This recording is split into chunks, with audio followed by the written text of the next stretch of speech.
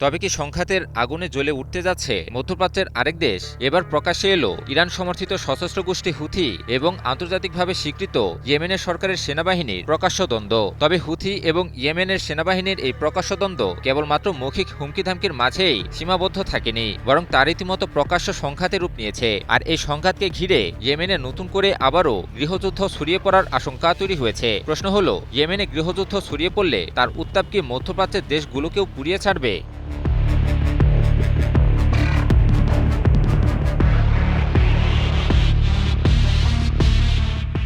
সম্প্রতি ইয়েমেনের মধ্যাঞ্চল ও পূর্বাঞ্চলে ইরান সমর্থিত হুথি বিদ্রোহীদের পৃথক হামলায় দেশটির সরকারি বাহিনীর অন্তত ৩০ সেনা নিহত এবং আরও অন্তত অর্ধ শতাধিক আহতের খবর পাওয়া যায়। জানা যায়, মারিব ও হাদ্রামাউত প্রদেশে আন্তর্জাতিকভাবে স্বীকৃত ইয়েমেন সরকারের বিভিন্ন সামরিক ক্যাম্প লক্ষ্য করে ওই হামলা চালায় হুথিরা। হুথিদের এই হামলার পর এর কড়া জবাব দেওয়ার হুঁশিয়ারি দেয় ইয়েমেনের সেনাবাহিনী।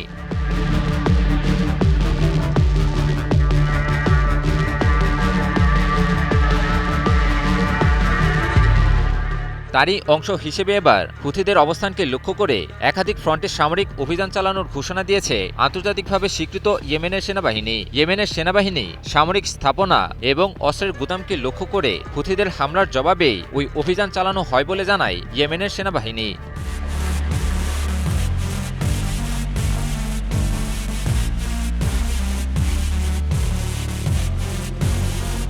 ইয়েমেনি সেনাবাহিনীর মুখপাত্র হুঁশিয়ারি দিয়ে বলেছেন, হুথিরা যদি সেনাবাহিনীর উপর হামলা অব্যাহত রাখে তাহলে তাদের বিরুদ্ধে পাল্টা হামলা চালানো হবে এবং কোনো ধরনের ছাড় দেওয়া হবে না।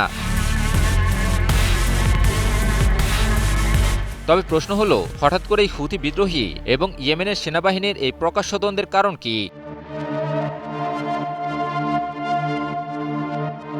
মূলত ২০১৪ সাল থেকেই ইয়েমেনে ভয়াবহ গৃহযুদ্ধ চলছে। ওই সময় ইরান সমর্থিত হুথি বিদ্রোহীরা রাজধানী সানা দখল করে নেওয়ায় আন্তর্জাতিকভাবে স্বীকৃত দেশটির সরকার সৌদি আরবে নির্বাসনে যেতে বাধ্য হয়। এর কয়েক মাস পর ২০১৫ সালে আন্তর্জাতিকভাবে স্বীকৃত সরকারকে পুনরায় ক্ষমতায় বসাতে সৌদি নেতৃত্বাধীন জোট এ যুদ্ধে হস্তক্ষেপ করে। তবে দীর্ঘদিনের এ যুদ্ধ পরবর্তীতে উভয় পক্ষের জন্য কোনো জয় পরাজয় ছাড়া এক অচলাবস্থার প্রক্সি যুদ্ধের রূপ নেয়।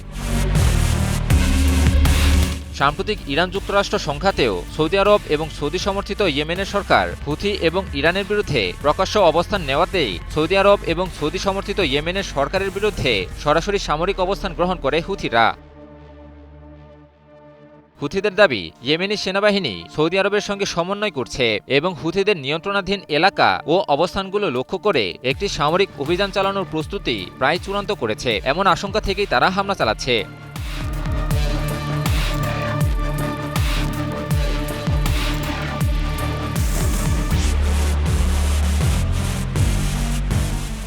বিশ্লেষকরা বলছেন, পরিস্থিতি দ্রুত অবনতি ঠেকানো না গেলে ইয়েমেনে চলমান এই সংঘাত নতুন করে গৃহযুদ্ধের দিকে গড়াতে পারে। একই সাথে এই গৃহযুদ্ধের উত্তাপ যে মধ্যপ্রাচ্যের অন্যান্য দেশ, বিশেষ করে সৌদি আরবেও ছড়িয়ে পড়তে পারে সে বিষয়েও সতর্ক করে দিয়েছে বিশ্লেষকেরা।